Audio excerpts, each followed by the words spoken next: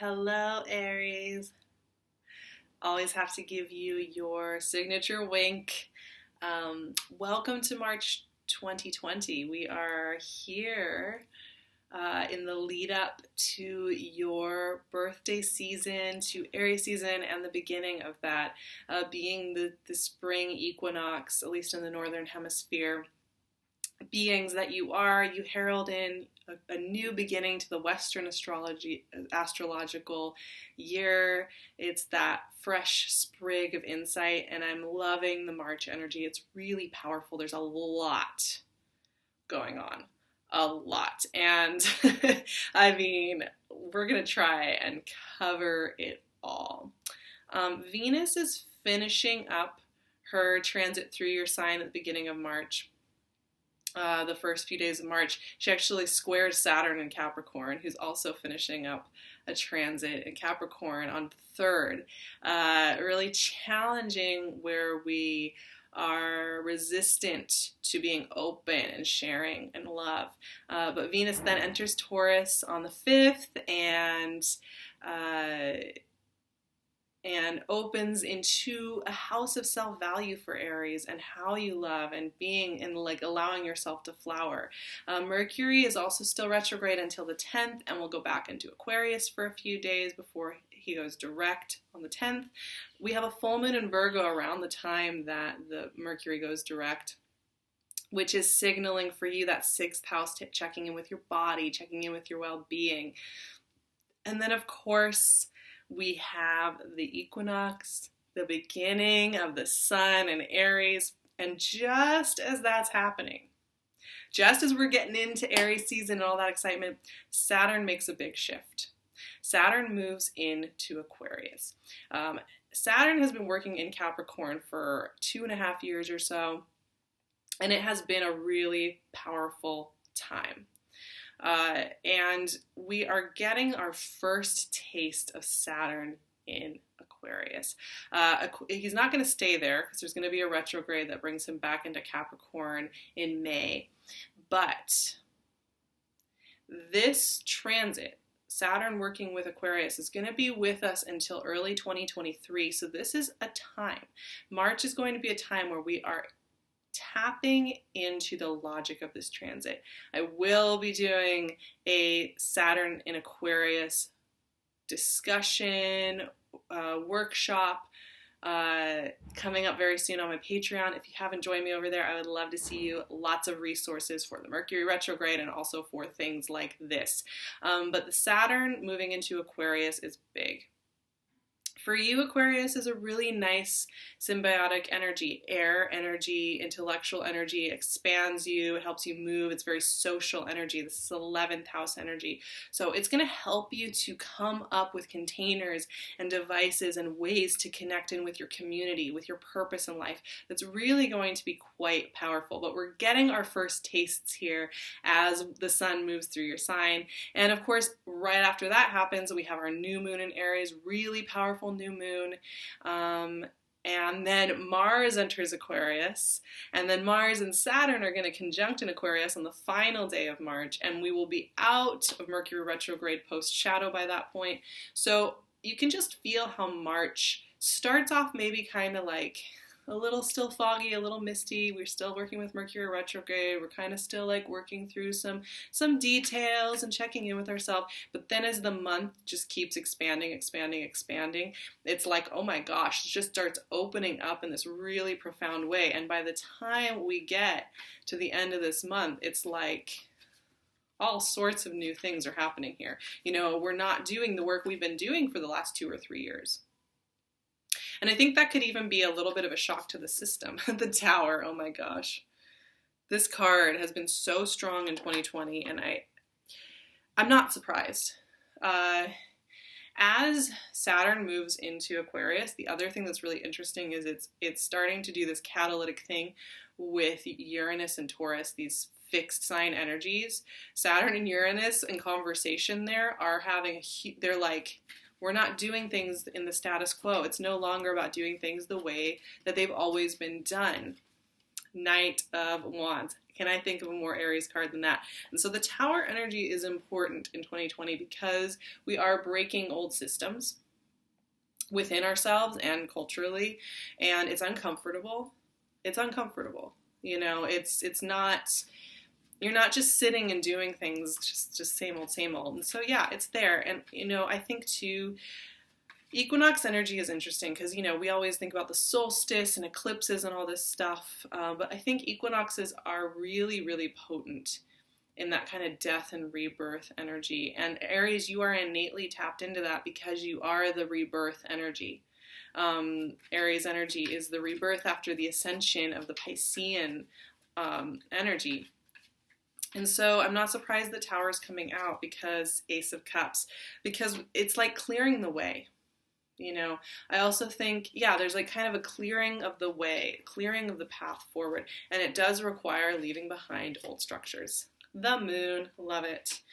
I have a note for you all that came up, and as usual, I love Aries focus. I love that you always bring action and excitement and energy to things. You don't just sit there and wait for somebody else to start making it happen. You get right in there. Super inspiring to me.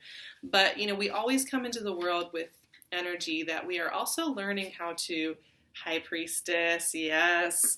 We're also learning how to balance out with other wisdom. And one of the messages that came through for me is that there's no need to rush this month. Things are moving fast enough. There is enough going on. And the phrase riding the ox backward came to mind. And that's a whole Buddhist concept of, you know, you're going somewhere. You're riding forward, but you're not like with your face pressed to the glass looking towards that future. You're kind of just in it and kind of looking around at everything around you, you know, and I think Two of Wands, this is the kind of paradox that comes when we get deep enough into our life that you can actually be looking, you can be really visionary and seeing the big, bold picture of your life via not trying to, via sitting, riding the ox backwards. So while it might seem like, no, I need to be coming up with my lists and my New Year, you know, birthday resolutions, King of Pentacles, ooh, interesting, very interesting, investments, I need to be getting it all in order, this is a new year, you know, I have a new number to associate myself with, I don't know, Wheel of Fortune, wow. Okay, you've got a lot of big energy here, Aries. Shocker, right? Okay, I should be doing all these lists. I should be doing everything.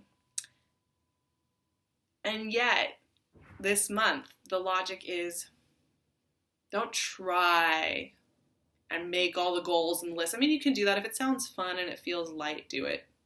That's the main rule, right? But the more you kind of relax into it and get a little bit like jelly, I always say I feel like I'm this blob floating in space experiencing this body, and I often feel very jelly and amorphous. Neptune in the first house, what can I say? But, you know, that concept of feeling jelly and amorphous, it's like things are moving fast even though you might feel jelly and amorphous, and that is okay, and that works. It's a working approach to existence, actually. So let's talk through these cards. There's a lot going on with you all. Clearly, you know, yes, the Tower, it does clear away blockages, right? It's kind of like if a river has been dammed up with a whole bunch of old logs and branches from the winter, you know, and the snow's starting to melt and the river's starting to run more clearly again, or the creek, and then it kind of, there's a point where there's enough water and it flushes out all that old dead debris that was kind of blocking it. That's kind of what the Tower feels like to me. It's kind of like that spring snow melt that happens where we're no longer in like the hard freeze. And what can kind of happen then is things do break free and loose. And yes, we are going to be working with Mercury retrograde in March. The first 10 days of the month are our Mercury retrograde. Mercury stations direct on the 10th, and then we have until the 29th for it to get out of its post-shadow phase. And so, yes, Mercury retrograde will clear space as well. Like I said, I think the Tower for me, it's all context. When you look at the next couple of cards, you see that there's not like dead ends or grief. Quite the opposite, right? We have new opportunities, very Aries activated excitement, play, fun, and new relationship chapters, new emotional chapters that have to do with you really opening up. A full cup, my cup runneth over, a full cup in relating to others allows for there to be so much love and receptivity, right? There's new beginnings going on here. These are very much about new chapters. It's that kind of feeling of like a fresh sheet of paper that you can draw all over.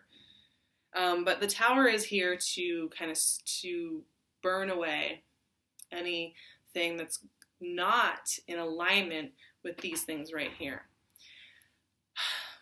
Now, the Tower does have an element of surprise, of innovation, of uncertainty, right? And that's what people don't like about it.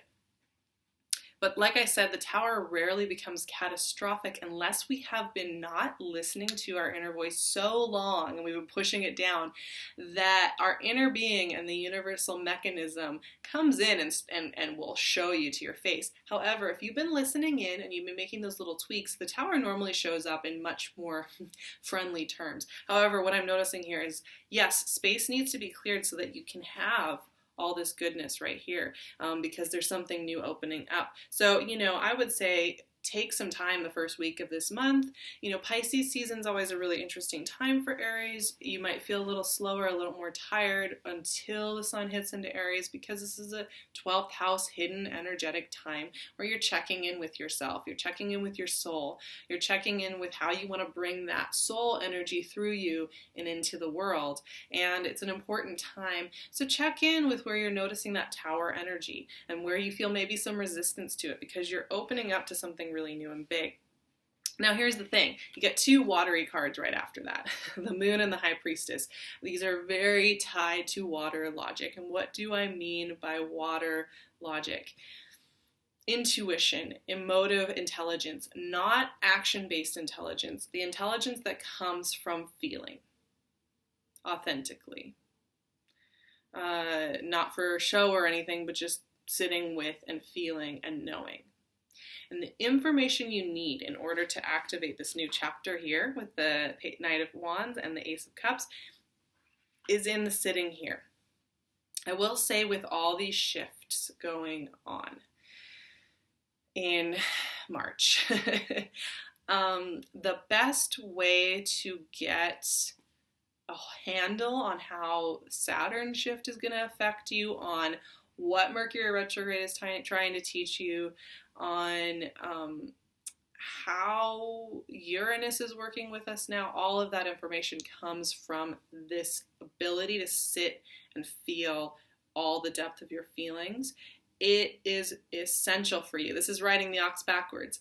This is essential for Aries energy this month, especially the first 3 weeks of the month.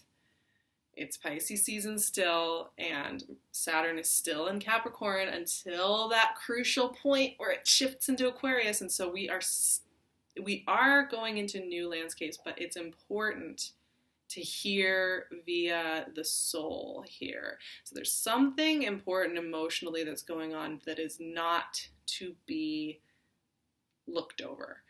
Now, here's the thing.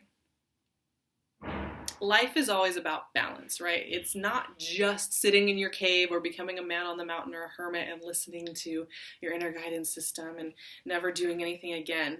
It's like it's a pendulum swing. It's a wave that flows in and out and ebbs and rises and all of that. And so you have moments where you feel the full-bodied feeling, get the information, and then you have moments where you move.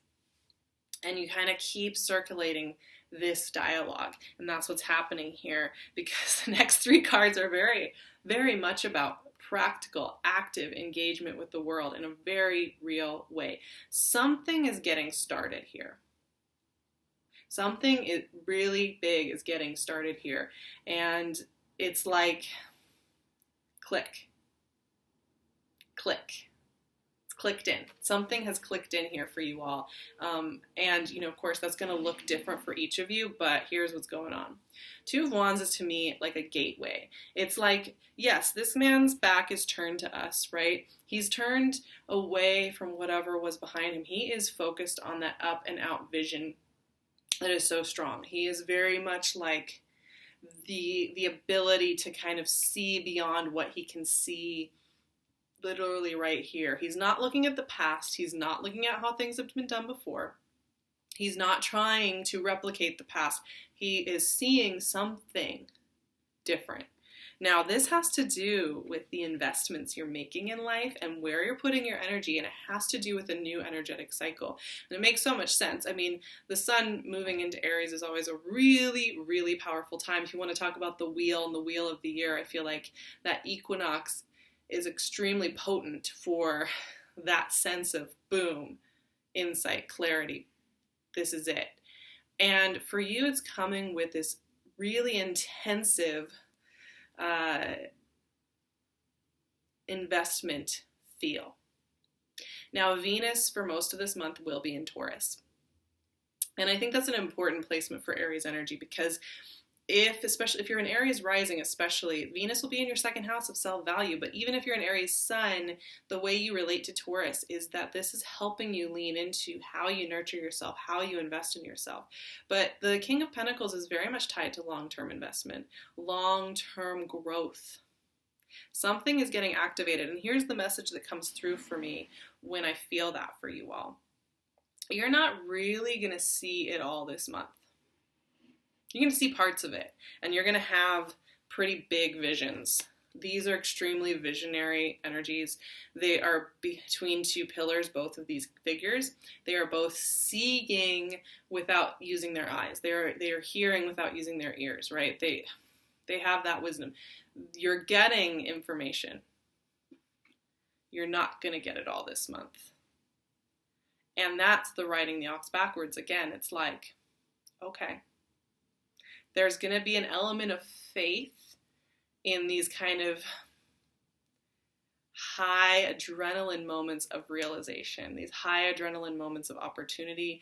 There's going to also be questions that come up as that vision comes in, and it's okay that you don't have the answers this month because it would be too much information. If you knew in 6 months everything that's going to elapse, everything that's going to change, everything that's going to happen, everything that's going to open up for you, it'd be too much. And you'd be like, you might even for parts of it say, that's not for me, I would rather wait. And that's why it's better to not know all the steps all the time. You just need to know what you're working with this month. So let that process open you up. And then don't worry too much. I have some affirmations for this amazing eclipse, or this amazing equinox season, this amazing new Saturn season that we're moving into. Here are your affirmations for March as all this energy shifts around. I feel calm and certainty that what is right for me will always appear. I can rest into my greater destiny and allow it in. Fiery, playful energy moves through me when I allow my body to relax and open. The more I trust, the more I move through the world and connect to others who share my vision. So powerful. We will get more into the Saturn and Aquarius logic in April. And once again, I'm going to be doing a whole workshop on my Patreon for the Saturn and Aquarius energy. So you can join me over there if you're wanting those resources and the weekly resources and the moon activations. It's a great place to come and join me. I'd love to see you over there. I'll leave the link in my description. My one-on-one calendar. I keep opening on a rolling basis as I know what my travel schedule is going to be and what resources I have. So keep an eye on that. Check in with me. You can find where to contact me and get in touch with me. You can find me on Instagram at Sarah Verba. And of course, PinkLune, my girl PinkLune. I'm wearing her gorgeous rings and her jewelry. I love her so much. Go check out her work. She's giving you 15% off. I'll leave her Etsy shop in the description box below.